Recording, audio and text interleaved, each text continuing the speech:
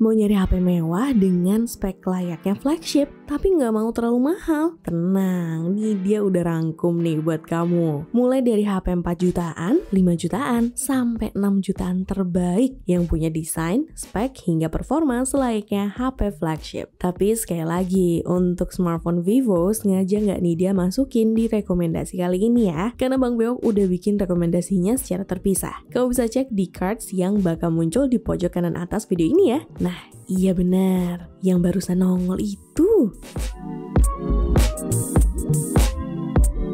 Kita mulai dari 4 jutaan dulu ya, dimana nih dia merekomendasikan Realme 11 Pro. Sebelum nih dia lanjut, buat yang nanyain kenapa bukan Redmi Note 12 Pro 5G, jawabannya adalah karena doi udah turun harga, jadi 3 jutaan. Jadi udah nih dia rekomendasiin di video sebelumnya. Balik lagi ke Realme 11 Pro, khusus HP ini, kita pernah uji langsung kualitas performa kamera 100 megapikselnya dengan melakukan eksplorasi di daerah pantai Indah Kapuk, mulai dari Pancoran Peak, Cove at Batavia Peak, di Aloha, sampai ke La Riviera untuk tes performa fotografi di kondisi low light. Hasilnya overall kita cukup puas. Apalagi pihak Lonely Planet bahkan juga udah kerjasama kan sama Realme buat kebutuhan fotografi, yang artinya kualitasnya emang udah nggak bisa dipandang sebelah mata. Selain punya kualitas kamera yang oke punya, desain Realme 11 Pro ini juga super mewah untuk sekelas HP 4 jutaan loh. Kalian bisa nilai sendiri deh, dan bandingin sama HP lain di harga 4 jutaan. Kira-kira ada nggak sih yang lebih mewah?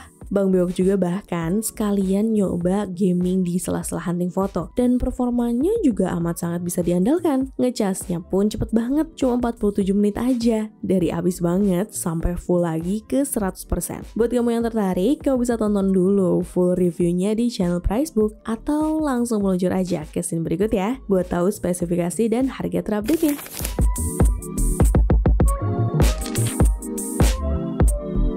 Kalau nggak terlalu suka foto-foto tapi lebih suka gaming, Poco F4 adalah pilihan yang tepat di harga 4 jutaan. Alasannya sih udah jelas dong, Snapdragon 870, layar AMOLED 120Hz, dan konfigurasi memori 8/256GB. Rasanya perpaduan ini udah sama sekali nggak bisa dianggap remeh ya. Bang Beok juga udah pernah melakukan full review sekaligus nyobain performa gaming Poco F4 ini guys, dengan cara mainin 4 game sekaligus, yaitu Mobile Legends, Asphalt 9, PUBG, dan juga Genshin Impact tentunya. Untuk game Mobile Legends, Poco F4 bisa ngelibas game ini dengan sangat baik loh. Terbukti dari settingan grafisnya aja nih, yang udah super banget di grafis dan frame rate ultra alias rata kanan. Hasilnya pun stabil banget, di kisaran 108-111 fps. Hal yang sama juga masih terasa di game Asphalt 9 bro, yang lancar banget pas dimainin, meskipun frame rate yang didapat mentok dan stabil di 60 fps aja ya, karena ya emang gamenya maksimal di 60 fps aja sih. Tapi nih, meskipun buat Mobile Legends bisa di rata kanan, tapi buat kamu yang hobi main PUBG, settingan mentok dari HP ini saat itu cuman di smooth extreme aja ya, dan sayangnya settingan 90 fps nya masih belum kebuka. Sementara untuk game pamungkas itu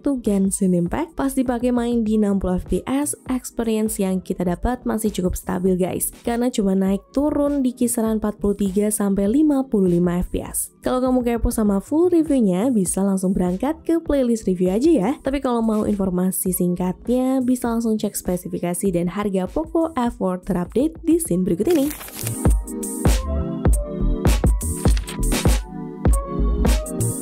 Masih dari seri gaming, masuk ke produk 5 jutaan terbaik pertama, ada Realme GT Neo 3T yang udah pakai chipset Snapdragon 870. Ya meskipun konfigurasi memorinya cuma 8/128GB, tapi melihat harga HP ini di pasaran yang stabil, bahkan cenderung naik, jelas HP ini pasti memiliki performa yang jauh di atas rata-rata. Bahkan pas waktu Hilmi ngetes Antutu di smartphone ini, Realme GT Neo 3T mampu menghasilkan skor Antutu benchmark mencapai 712.555 poin. Selain itu, pas ngecek skor benchmarknya di 3D Mark pun mendapatkan skor mencapai 4.280 poin di Wildlife Test. Nah, kalau kita ngomongin soal performa game ini, pas dipakai buat main Mobile Legends di settingan grafis ultra dan frame rate high, bisa dapat frame rate yang stabil di 60 fps. Terus naik dikit ke Apex Legends, HP ini masih lancar banget di settingan rata kanan, dan ternyata masih bisa dapat di kisaran 60 fps juga. Bahkan untuk game berat yaitu Genshin Impact juga masih bisa dapat di kisaran 50-60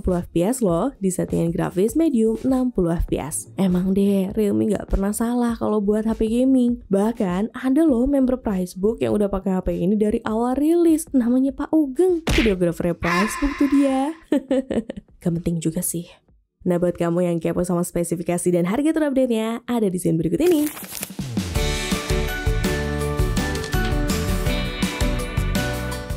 Kalau dari tadi ada yang sempet komplain, nih dia tahu kok. Nggak mungkin kan Poco F5 nggak nih dia rekomendasiin. Wong ini bisa nih dia bilang sebagai HP gaming 4-5 jutaan terbaik hingga saat ini. Tapi yang resmi masuk Indo aja ya. Soalnya kalau di luaran sana masih ada iQOO Neo 9 yang katanya bahkan udah mau rilis pakai chip Snapdragon 8 Gen 2 loh. Kembali ke Poco F5, doi ini udah pakai chipset Snapdragon 7 Plus Gen 2 yang katanya udah setara sama Snapdragon 8 Gen 1 atau setidaknya udah di atas Snapdragon 888. Untuk hasil tes Antutu benchmarknya, doi bisa dapetin skor di angka 1,1 jutaan di Antutu versi 10. Ini angka yang super gede banget ya guys. Terus gimana nih buat performa waktu main game? Waktu nge-review kemarin sih Bang Bewok udah ngetes 7 game berturut-turut dan hasilnya pun cukup amat memuaskan guys. Kayak misalkan waktu main game Mobile Legends, Poco F5 bisa ngebuka settingan tertinggi nih sampai ultra 120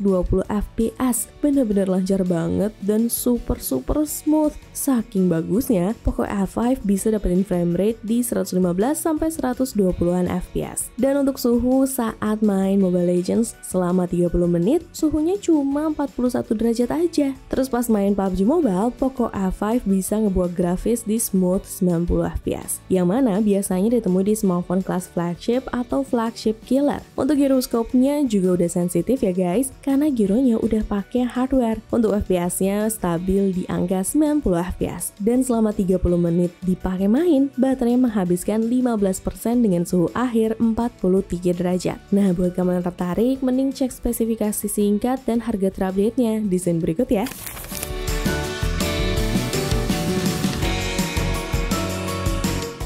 Lanjut ke produk 5 jutaan terbaik terakhir, karena Vivo V29 udah kita rekomendasiin di video khusus. Makanya dia lebih memilih Oppo Reno 10 5G sebagai HP 5 jutaan dengan kualitas kamera paling jempolan. Bang Bewok bahkan udah pernah bandingin langsung antara Vivo V29 versus Oppo Reno 10 5G versus Samsung Galaxy A54. Hasilnya gimana? Mending kalian tonton langsung aja videonya sendiri ya, panjang soalnya. Terus kalau ada yang nanya, kenapa nih dia kembali lebih memilih Reno 10 dibandingkan Samsung A54? Alasannya ya kan HP ini harganya sedikit lebih murah dibanding Samsung A54. Terus nih soal desain, kalian juga pasti setuju lah ya kalau Oppo Reno 10 5G ini terlihat jauh lebih mewah. Namanya juga HP 5 jutaan ke atas kan, masa desainnya gitu-gitu aja? Kalau performanya gimana? Chipsetnya juga udah lebih powerful loh, dengan clock speed lebih tinggi 2,6 GHz. Pengecasannya juga jauh lebih cepat karena udah 67 watt. Beda nih kayak Samsung Galaxy A54 yang cuma 25 watt. Itu pun ya kalau kamu nggak lupa minta charger pas belinya ya. Karena di dalam kotak penjualannya cuma dikasih kabel chargernya aja. Jadi lebih teliti lagi kalau emang kamu lebih memilih Samsung A54 dibanding Oppo Reno 10 5G. Tapi kalau misalkan lebih tertarik sama Reno 10 5G, berikut nih dia sajiin spek lengkap dan harga terupdate-nya ya.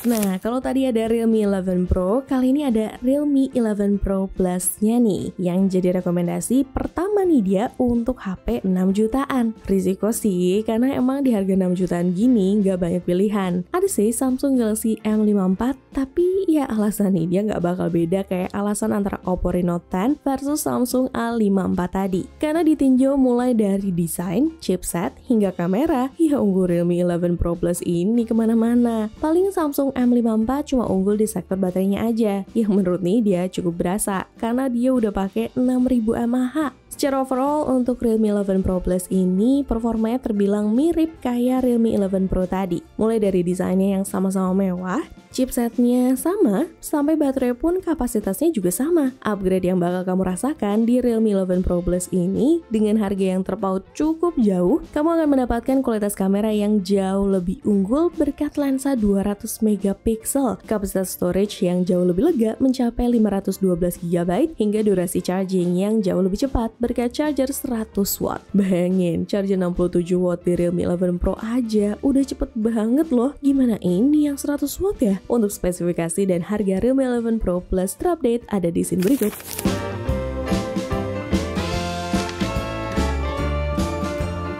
Sebelum kita masuk ke produk terakhir, seperti biasa nih, ini dia mau ngingetin kalian bahwa kedepannya kita akan terus membahas tentang beragam produk terbaik dan menarik hanya di channel YouTube Pricebook dan juga playlist daftar produk terbaik. Jadi jangan lupa like, subscribe, dan aktifin loncengnya ya, biar nggak ketinggalan informasi menarik lainnya.